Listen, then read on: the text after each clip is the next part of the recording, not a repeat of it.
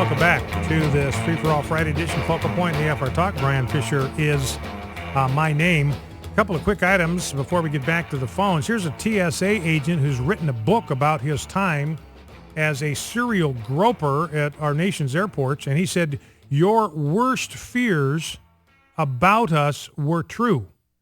This is the title of his book, Dear America, I Saw You Naked, and yes, we were laughing. And he writes, many of the images we gawked at were of overweight people, their every fold and dimple on full awful display, piercings of every kind were visible, women who'd had mastectomies were easy to discern, hernias appeared as bulging, blistery growths in the crotch area. Not only were these scanners invasive, but they were also ineffective. These are $150,000 a pop, and they just didn't work. They didn't deter terrorism. And he writes about the fact that they had codes. The TSA screeners had code words so that they could alert other TSA agents if there was a particularly attractive woman that was coming through, then they'd all gather around the machine, and they had some kind of a code that they would broadcast over the PA system to get that done. They would arrange for pat downs for rude customers and all that kind of a stuff. So, in other words, what he's saying, look, because everything you heard about the TSA, all of your worst fears and nightmares and concerns were about the TSA. Every one of them was true. And he said, look, we did get a list of largely Middle Eastern countries where residents deserved extra scrutiny. But he said, man, the countries that were not on the list were Pakistan and Saudi Arabia.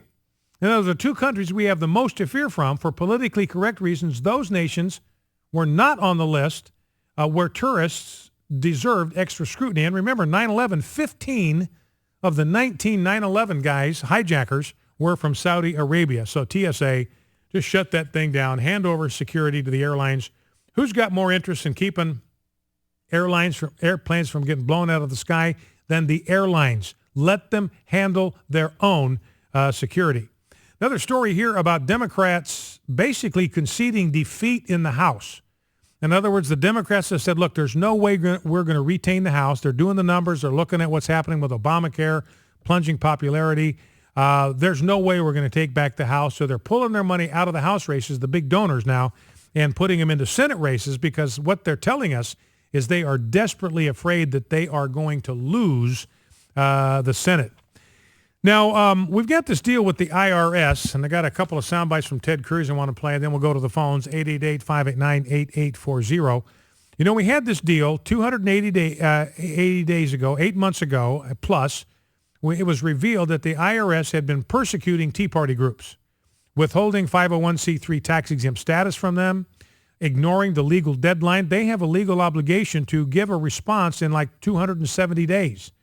And you know, when I applied for a 501c3 back in 2006, I got mine in just about exactly 270 days. They've got a legal obligation to give you a ruling or a decision in 270 days. Some of these Tea Party groups have been waiting for 3 and 4 years and still have not heard. So the IRS brought somebody in to investigate this behavior, this obviously persecution of conservative groups, Tea Party groups, to obstruct them, to interfere with them, to keep them from being involved in the political process. And I think, as James Taranto of the Wall Street Journal said, this probably determined the outcome of the 2012 election. There was this harassment from the IRS against Tea Party groups kept them sidelined to a significant enough degree that it might have given Barack Obama the election. In other words, he ought to have an asterisk by his 2012 election. It's a fraudulently achieved electoral victory.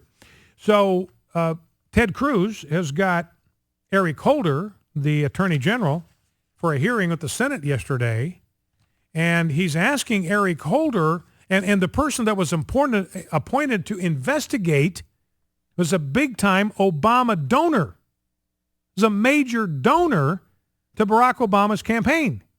Now, she's the one that's being appointed to head up this investigation to find out why these people that opposed President Obama, why they were being harassed. Now, does she have any interest in getting to the bottom of that? Does she have any interest in an expedited investigation? Of course not. She wants this thing to go on at least through 2016 so these people can't have any effect on the next presidential election. So it's just shameless, it's tawdry, and it is corrupt. And here's Ted Cruz' first exchange with Eric Holder. Let's listen. I must tell you, I find it astonishing that the Department of Justice appointed a major Obama donor to head this investigation. So the first question I want to ask is, did you know that the lawyer in charge of this investigation was a major Obama donor? Well, first off, the characterization of this lawyer as the lead lawyer on the case, I think, is not correct. This is an investigation being done by the Civil Rights Division as well as by the Criminal Division of the Justice Department. And if I had to assign a lead in this, I would say that the Criminal Division, the Public Integrity Section, has actually got the lead. It's also involving the FBI as well as the Inspector General from the Treasury Department. General Holder, with all respect, you did not answer the question I asked, which is, did you know that this lawyer was a major Obama donor? No, I don't know anything about the political activities of any of the people who are involved in this investigation. Oh, man. Where did you learn that? I don't know anything about anything. I'm clueless. I am a low information attorney general. I have no information. I don't know anything about what my people do politically. I just found out it the same way you did. I found out about it by reading it in the newspaper. In fact, I just found out about it right now in the Senate hearing from you. I did not know that until just this moment, what the political orientation of my staff was. So we got a low to no information attorney general here. Now here is Ted Cruz' second follow-up question about IRS ethics guidelines. Let's listen. But the Department of Justice ethics guidelines says that if a lawyer, quote, believes your impartiality might be questioned, you must either disqualify yourself or see the ethics officer. And indeed, it goes on to say, in a case where your impartiality might be questioned, you may obtain a formal opinion that the department's interest in your participation in this matter outweighs the concern that the integrity of the department's operation would be questioned. Now, I have to tell you, the fact that a major Obama donor is playing this leadership role has resulted in the integrity of the department being questioned. Is it your position that out of the 117,000 employees at the Department of Justice, the only lawyer available to head this investigation was a major Obama donor? That's a great question. I don't even care about Holder's response. It was just gibberish. So Ted Cruz, I think, born right in. 888-589-8840. If you want to join the program, 888-589-8840. Let's go to Jennifer in Dallas, Texas. Jennifer, welcome. What's on your mind? Thanks, Brian. Well, yesterday I tried calling in, but I know it was about the illegal immigration, and the line was busy, and so I got in today. I did have a comment to make about that, and I have one other comment to make as well. Fire away. First comment for the illegal immigration is they're here illegally. Therefore, if they commit a crime or, an offense of some sort that does break our laws, then the rights and privileges that we as citizens can incur, that should not apply to them. They're here illegally. They know that they're here illegally, and if they're going to rape a woman, if they're going to kill a police officer, if they're going to do any number of these things, if they're going to steal a Social Security number of somebody who has passed and claim that identity, then they should be prosecuted without any rights or privileges because they broke the law just in order to get into the country. Mm-hmm. So I was fairly passionate about that, and I do actually even have a friend of mine who is a wonderful woman. I like her very much, but she is here illegally, and that is a kind of a point of contention, in our relationship, and she is trying to go through the right things now. But my second point that I have not heard anyone bring up, it's not to say that they haven't, of course in the news has been Obamacare and what that means for companies such as like Hobby Lobby, providing women's care and contraception. Hobby Lobby, of course, as we know, has stated we will not be providing care that provides abortions. Yeah. Well, the last time I checked, abortion would have to happen after conception. Mm-hmm.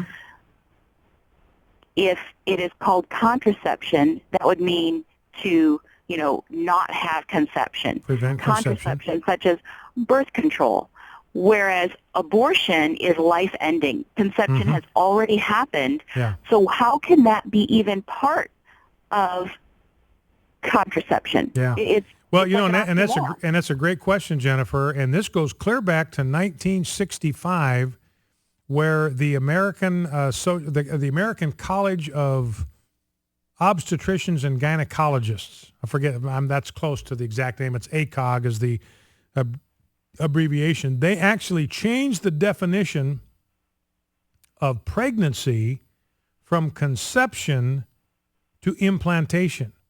So they said that there is the 7 to 10 day window where a woman has conceived, but we are not going to consider her pregnant until the fertilized embryo implants in the wall of the uterus. So they do not consider that an abortion. They do not consider that the taking of a life. Now, the reason they did it is because the pill can cause an abortion. It can cause a fertilized ovum to be flushed out of the woman's body. So they wanted to protect the right for these prescription pills to be disseminated. And so, that's why the Obama people say, no, these don't cause abortions. And yet we say, yes, they do, because you were terminating a human life at its earliest stage of development. Science is on our side, not on the president's side, not on the medical community, not on Planned Parenthood side. Focal Point, back in 5.